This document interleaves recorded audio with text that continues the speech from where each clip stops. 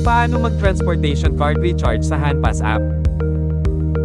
Bago magsimula, i-download muna ang Handpass app. Available sa Google Play at App Store.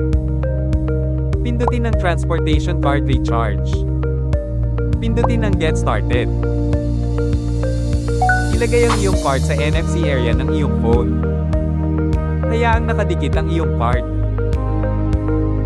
Tip: NFC area placements. Para sa mga iPhone, nasa taas na banda ng harap o likod ng phone ang NFC area nito. Ilagay dito ang iyong card. Para sa mga Android phone, nasa gitna na banda ng likod ng phone ang NFC area nito. Buksan muna ang iyong NFC sa settings ng iyong phone bago ilagay ang iyong card sa likod nito. I-type ang amount na gusto mong i-recharge. Ang minimum amount ay 1,000 won at ang maximum naman ay 50,000 won bawat recharge. Libre lang ang recharge at wala itong fee. Pagkatapos, pindutin ang Next. I-type ang iyong 6-digit PIN.